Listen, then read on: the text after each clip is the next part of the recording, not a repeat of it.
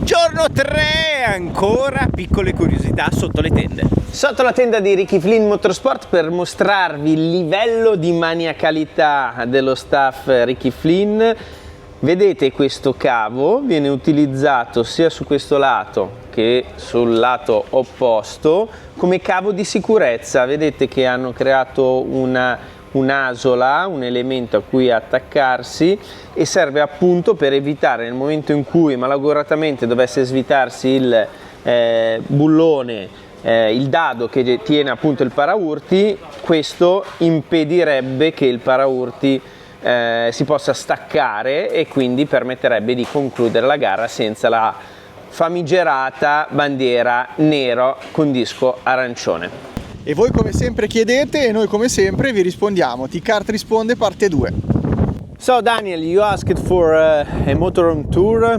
We do a tour of the area dedicated to the motorhome here in Rodby.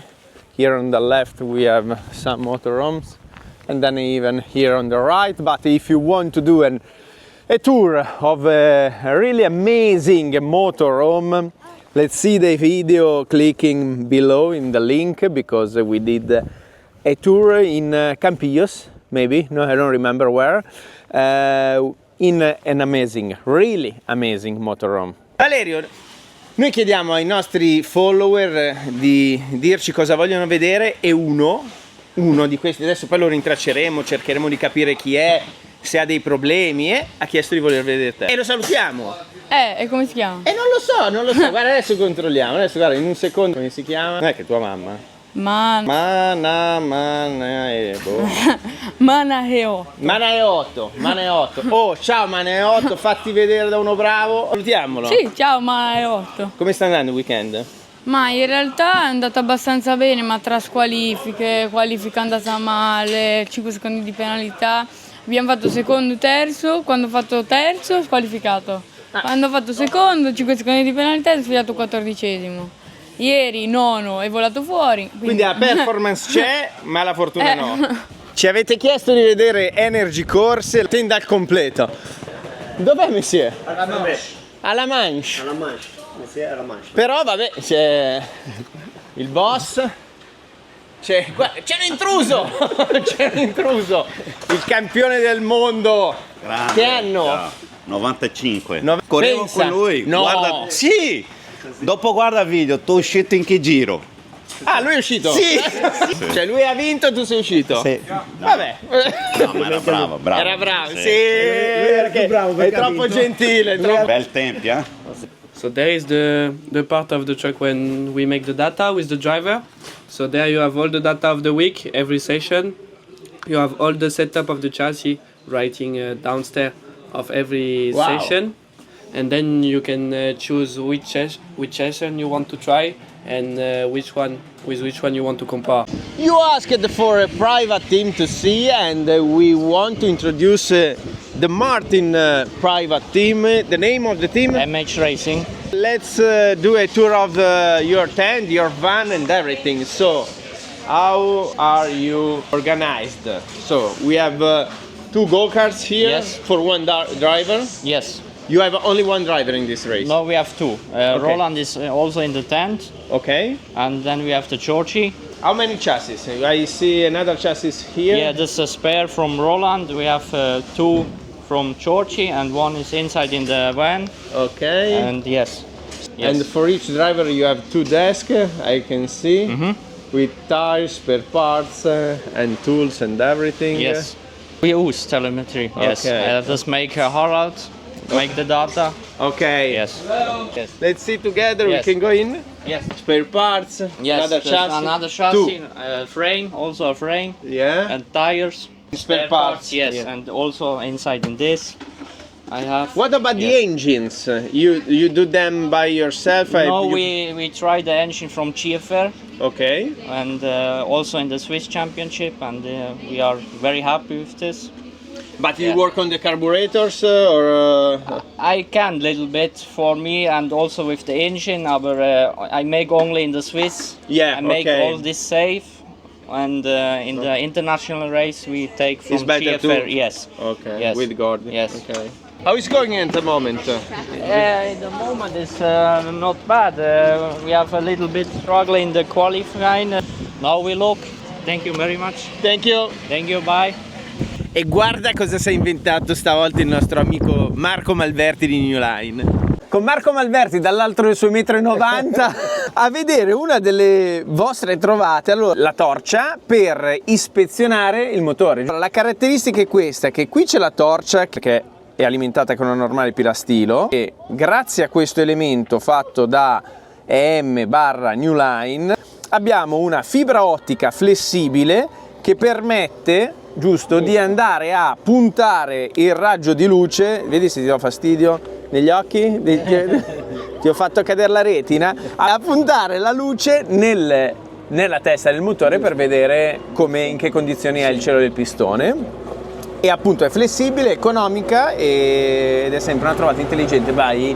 Cerchiamo di dare qualcosa di utile per i meccanici, no? Sempre un occhio per loro. un occhio per loro. E adesso una figata, vi portiamo nel dietro le quinte dei momenti più caldi del weekend, anche se qui fa un freddo. Giorno 3 qui a Rodby, Danimarca regala bellissimo tempo qui. State guardando il mare voi? Bella vista. Sì, ma c'è talmente tanto sole che torna su. Torna su. Sembra che tempo brutto. Sembra grandissima pioggia, i piloti che entrano in pista per il warm up. Stanno dando i transponder, attaccano il transponder qui dietro. Jensen Barnett, uno dei leader, one of the leader of the weekend. How is going? It's going pretty well right now. Weather's not very good, but high hopes going into the pre-final. Good luck. Questa è una situazione critica, ovviamente, perché non si hanno molte chance di poter settare il kart nelle condizioni perfette per la pioggia, in quanto è vero c'è stato tempo alterno ma sono state poche le sessioni con il bagnato. I meccanici stanno montando le gomme, vedete viene applicato questo gel che facilita il tallonamento nel momento in cui si manda in pressione la gomma. Ecco che avviene da un lato e anche dall'altro. Il silenzio prima della tempesta. La pista è completamente fradicia in questo momento. Alcuni piloti si rifugiano anche qui sotto per non prendere acqua. Bella la Danimarca? Stupenda, bellissima. Ti lascia senza parole. Senza parole era la cosa giusta. Giacomino, come abbiamo messe le pressioni? Spero giuste. Vedete il meccanico ovviamente copre i dati. You missed the driver. Yeah. I still need to find it. No, he was somewhere. Filippo, preferisci asciutto o bagnato? Preferisco asciutto perché ho avuto ovviamente più occasione, cioè ho già girato di più, esatto. Scott, the perfect condition. Yeah. For you. This should help quite a lot today. Craig, how is this condition? Do you like wet condition or you prefer dry? Lovely at the moment. E intanto ovviamente iniziano a entrare anche gli Academy Trophy. Nella pregriglia della finale della OK-OKJ, Skandari lì sulla destra e Ili Krisan in second grade. Super hit. Now you have to finish the job. Yeah, I have nothing to lose this race, so I'll just go all in. Calleia e Manak una seconda fila tutta Forza Racing. E qui ci si gioca il titolo. Baglin e Dean Hogendorn sono i due contendenti per il titolo. Noah, which is your strategy? Win, I don't know. Nothing Just else win. to be honest. I'll just do my best because I've got nothing to lose. Dean, and what's your plan for this final? Yeah, let's hope for a good race. The nerves are quite hitting me sometimes, but yeah, of course you stay calm. Proseguiamo con Zulfikari Shelles. Vedete tutta la griglia di partenza. Thank you very much, Nicole Sutherland. Yes, the rain seems to be timing itself perfectly for every time out in the commentary box, but we are ready over at the podium. to crown our top 3 at the end of a very busy final and of course a very busy championship title as well. But we start with 3rd position in the race. Please give a huge round of applause for Forza Racing, and for Australia it's William Kalija. Dean, I think it's one of the most emotional moments in your life. In 2nd position, please no words, honestly. I'm really happy. Yeah, it's a really special moment. Did you have fun, or it was only a stressful final for you? Yeah, it was definitely stressful. Yeah, but now it definitely is a fun moment. Give it up. Congratulations. E infine gli highlights di giornata, noi ci vediamo alla prossima gara, quindi ciao! Ciao! Cosa è successo in ritardo per quanto riguarda la partenza, la finale OK? Perché? Perché erano tutti i kart con gomme slick e visto l'arrivo della pioggia hanno dato l'opportunità di poter cambiare ovviamente il kart e mettere in pista i kart con assetto da bagnato, e adesso vediamo chi farà la scelta di entrare in condizioni rain e chi farà la scelta di entrare in condizioni invece da asciutto. Donato, che è successo? Stiamo aspettando perché qua il meteo è imprevedibile. Vedete che alcuni piloti stanno andando a controllare le condizioni del tracciato. Tricky conditions. Yeah, a little bit tricky. In your opinion, is in this condition you have to start with slick tires? To be honest, I have no idea for now. You trust your mechanic? Yeah. Scott, in your opinion, in this condition? I think if you want to win the race, it's better to choose the rain tire. Ah, okay. Jensen, you checked the track and how is? Seems pretty wet to me. I think it's going to be wet, honestly. Marco, te la godi questa finale? Diciamo che sono più sereno di altre situazioni simili a queste che abbiamo avuto. Sarebbe stato un casino giocarsela con queste condizioni dove non si sa che gomme usare. Così sì. Siamo qua da mezz'ora ormai e in mezz'ora la pista è cambiata 2 o 3 volte. Se ci becchi bene, se no rischi di buttar via il lavoro di un weekend. Questo è quello che accade nei momenti di massima tensione. Vedete, Drummond sta portando di peso il suo kart in posizione, stanno mettendo adesso il transponder. Slick o rain? Slick, se sei fiducioso. Vedete, abbiamo Kamiab con gomme rain come Zach Drummond, Martinese con le slick, Jensen Barnett che ci aveva detto è full rain quindi per Pesl e Sala, rain per Gustafsson, Ivannikov slick come Lev Krutolov, Kenzo Craig invece va di rain, Tourney va di slick, mentre Stiller anche lui di slick. Joe, after the masterpiece you did in the Super Heat, you want to try again to do something different? For sure, the first laps will be hard, and then we'll see. If the tyres start to work early in the race, we're okay, but if they start to work at lap 20, it's too late. Brilliant job from him, and here is how it all transpired. He started on the 2nd row of the grid on that inside line. He had the fight on his hands on this one, but already you could see that was a 1 position gain, getting ahead of the likes of the drivers all starting around him, but still a very strong getaway. Barinci dropping back into P4, but a great start for Yuzuki Zato in that one. He got past the likes of Riccardo Ferrari as well pretty early on in that race, as drama for the rest. Augustine Sepulveda as well, a really strong start to his racing on this one. You can see how Riccardo Ferrari was trying to communicate with the other drivers here. Atis Barinci getting through. Riccardo Ferrari fighting back at that point. Mueller nearly closing in and getting up into that top section. This was his move down the inside. Initially past Barinci. He would later drop back to P6 though, with the fight going on. This was that overtake back down the inside.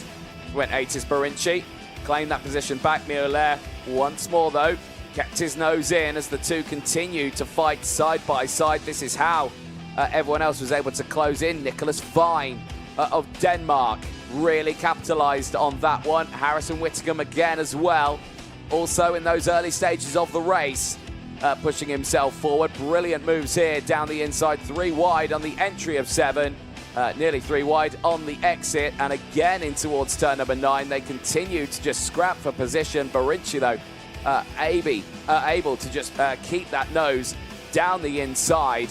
A superb drive still though from Barinci, misses out on that podium, but still a P4 is a solid result for the driver from Turkey. Whittingham keeping that fight up as well. He then went wheel to wheel with Neil Russell, then find his way up into 9th place, not gaining or losing any places at that point, but still in a good run.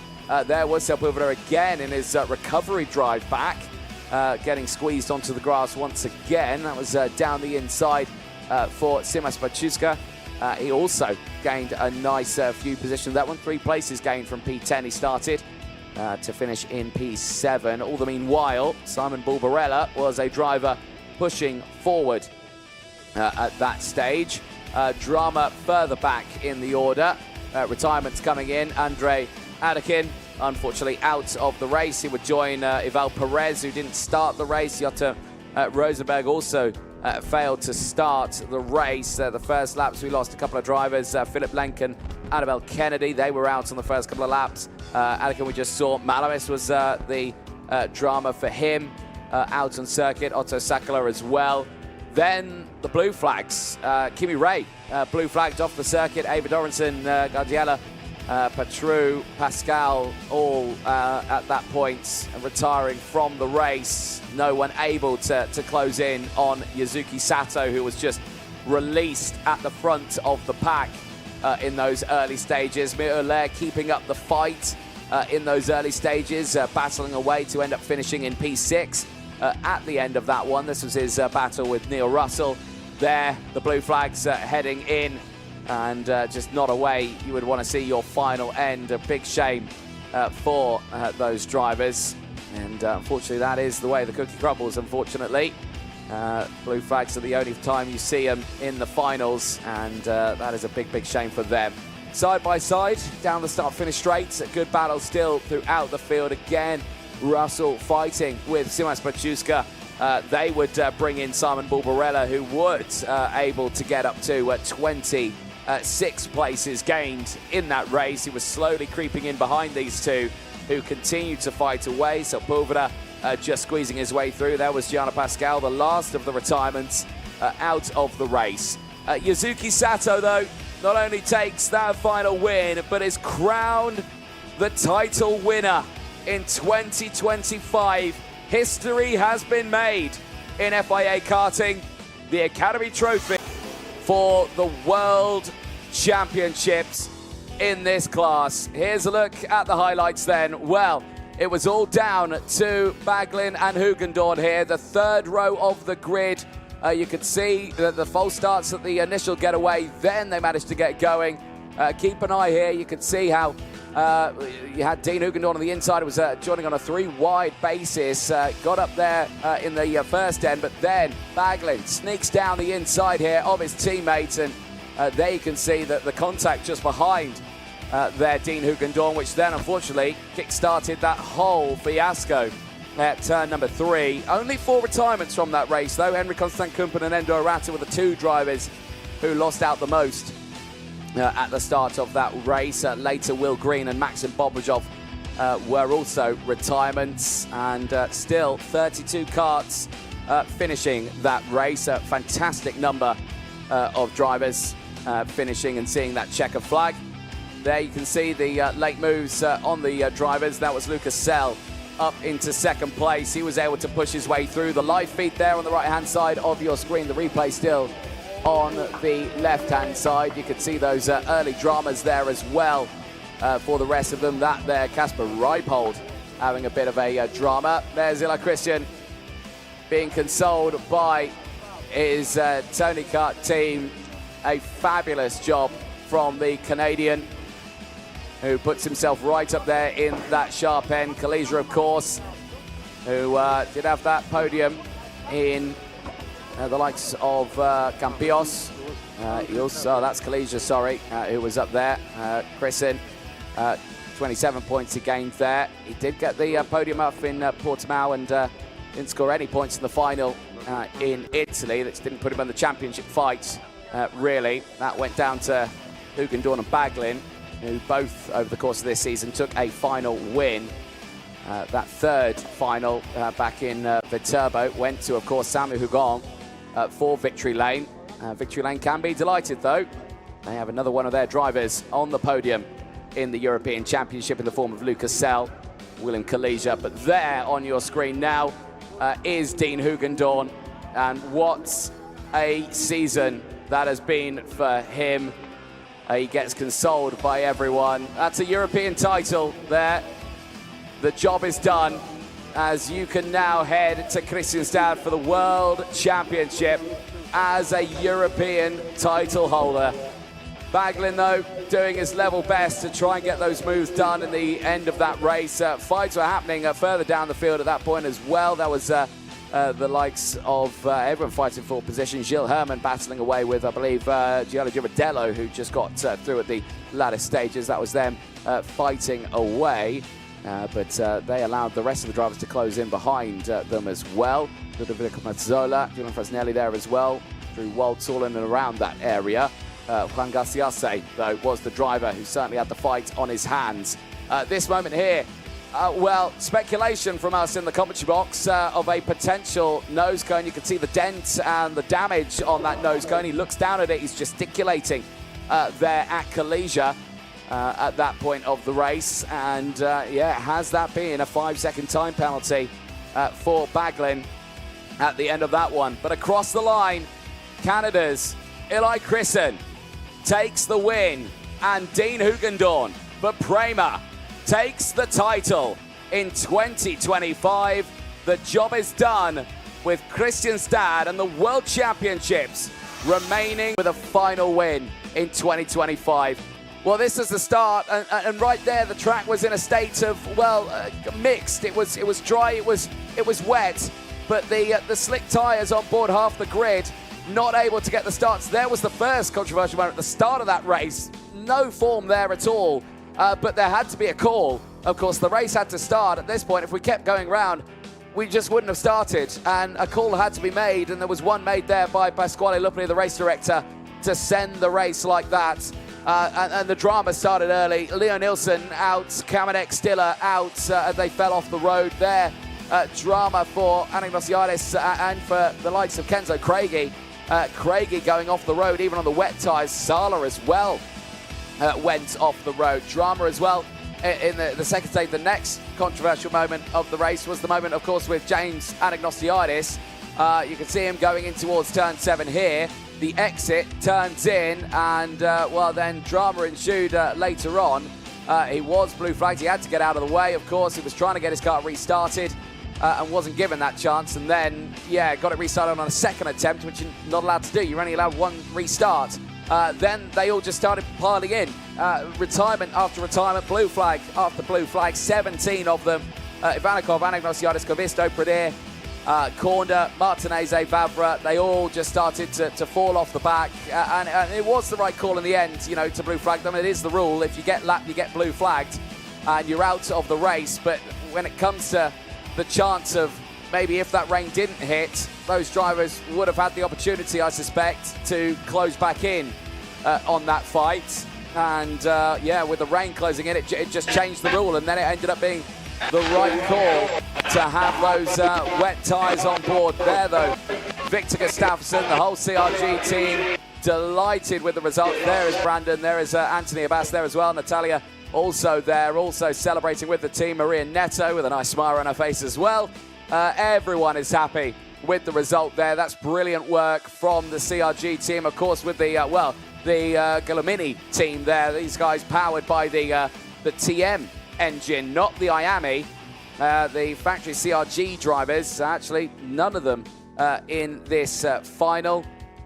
Only the two Galomini ones, so no IAMI powered CRGs out there, just the TMs And the drivers head back into Parc Fermé. And of course, a lot of checks will have to be made on these karts because, well, drama at its finest. Look at all those abandoned karts at the end of that race. And I can imagine a lot of disappointed drivers. This one here, Austin Gale, straight off the track. This is when the rain started to fall back down. A last band of rain that came over the circuit at around lap 13, 14 of the race. That just sealed the deal for the rest of the drivers on those slick tyres. They had to retire. But Taro, feisty through the field was Pataro on his charge through. 12 places gained for him to get up into that top one there. Jacob Mikulev not able to do anything out there. He was one of the last drivers to be eliminated from the race. Him, Vilma Svan, Austin Gale, Noah Wolf, Kamyab, Roman Kamyab, the last driver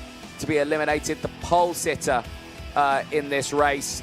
The driver who had dominated the course of the weekend and unfortunately finds himself out of the final. Drummond as well had a 6-second lead at one point. Slowly was reeled in by Gustafsson and Bataro and Craigie. They all got past. Was it a tyre pressure moment? But across the line, Victor Gustafsson celebrating in style. He says, "I thank you." That is how you do it. That is how you win a final in fine form. The wild card into this weekend, joined to help develop the kart, the team.